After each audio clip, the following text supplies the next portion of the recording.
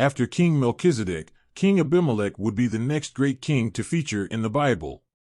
Before he got to start a family, Abraham's passport was very active. His movements from Canaan to Egypt and other places show that his way of living was very nomadic. Abraham's traveling, though, slows down considerably after the downfall of Sodom and Gomorrah as he moves on to the land of the Philistines and decides to stay there. However, Abraham remained cautious when he moved into his new neighborhood. He viewed the Philistines as unbelievers. Another problem he foresaw was his wife Sarah. She was very beautiful and was bound to give him trouble with the Philistine men, and maybe even women, should it become known that she was his wife. Abraham then resolved to make a play with his family tree to define their relationship to others. You see, Sarah and Abraham shared a father but had different mothers. So Abraham decided to call Sarah his sister to preempt any jealousy their relationship may cause. Now, Abraham's decision-making here may seem outrageous, but when you read what he left behind in Sodom and Gomorrah, then you can appreciate his need to keep his guard up. Malcolm X once said, "Understand the language of a man, and with the Philistines, it appears to be lust." Well, at least during Abraham and Isaac's time. Think of it. If in Sodom and Gomorrah, blind men, I repeat, blind men, were trying to rape men, women, and even angels, then Abraham could have reasonably expected what was recently happening in Sodom and Gomorrah to be in the habits of the Philistines, who didn't have any problems with their vision. To check their reasoning, he decided to say Sarah was his sister. His idea was to create the unlikeliness of a sexual relationship so as to make anybody think twice of harming him to get to Sarah. Genesis goes on to tell us that Sarah, unsurprisingly, caught the eye of King Abimelech. And thinking that she was Abraham's sister, the king decided to shoot his shot and took her into his house. So Abraham was in a way right, and anticipating that his lady's beauty was going to give him problems with the Philistines. The story then turns in Abraham's favor, as from this point God decides to personally intervene for our man Abraham and bail him out. Let's see how he did this.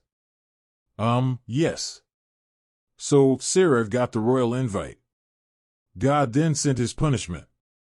He closed the wombs of all the women in Abimelech's household so they couldn't bear children, and told the king through a dream that death was his destiny if he didn't return Sarah to Abraham ASAP. This, though, was all done before the king had bedded Sarah, as the Bible makes it clear that Sarah's honor wasn't violated even if she was staying with the king. After getting the message, King Abimelech then pleaded ignorance to God about the whole arrangement and wisely got up early the next day to act on the return to sender message he had just gotten from God. Abimelech and Abraham then met and put forward their cases to each other and came to an understanding. Abraham then prayed to God, the wombs of the king's women were restored, some livestock and slaves were exchanged, and peace was made between the two. Interestingly, though, the Bible shows that King Abimelech still kept the awkward view that Abraham was Sarah's brother. In Genesis 20 verse 16 it says, "To Sarah he said, Behold, I have given your brother 1,000 pieces of silver, it is your vindication in the eyes of all who are with you, and before everyone you are righted."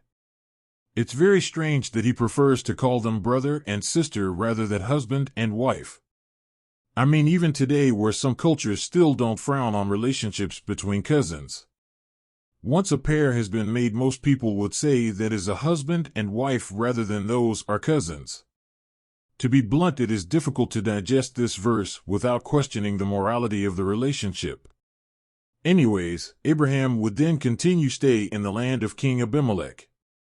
After some time, King Abimelech saw that Abraham's works were blessed by God.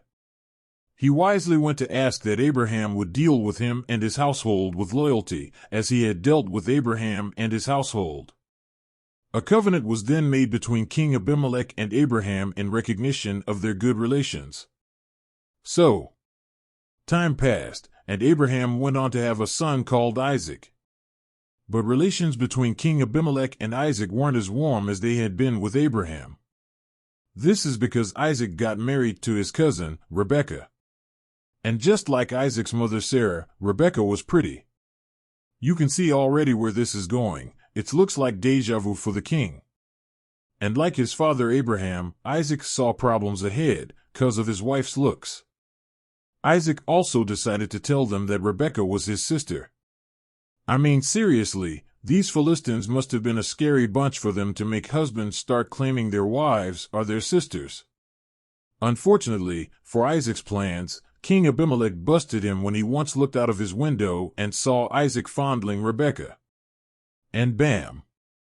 Just like that, Isaac and Rebekah's showbiz moment was over. Understandably, Abimelech didn't want any more fertility problems in his house and made it clear to everyone in the land that if anyone interfered with Rebekah and Isaac, they would face death. With Abimelech's protection, Isaac would go on to prosper, but sure enough, his haters followed his money. I'm talking about the Philistines here. The Philistines around him soon got jealous of his success. But this time, though, Isaac wouldn't get any protection from King Abimelech, and he was sent packing. After some trouble getting land rights, including where his father Abraham had stayed, Isaac's persecution ended in a place called Beersheba, where he was allowed to resettle. He once again found riches for himself and his family. Later, King Abimelech saw that Isaac also had God's favor like his father. He decided to make the journey with his advisors to Isaac's new home to make peace. To his credit, Isaac would meet them and hold a feast for them. He was willing to forget their differences, and, like Abraham, a covenant was also made between King Abimelech and Isaac. So, in closing, we can see King Abimelech comes across as a good ruler with a bad kingdom. He clearly struggles with personal vices and the need to rule justly.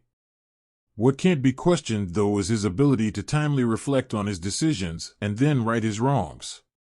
He doesn't have the stubbornness that Pharaoh showed with the Israelites in the Exodus. He, more than once, readily accepts his wrongs and presses for forgiveness and peace. In other words, he repeatedly stumbles, but he does not fall, and that definite way to spot a righteous man.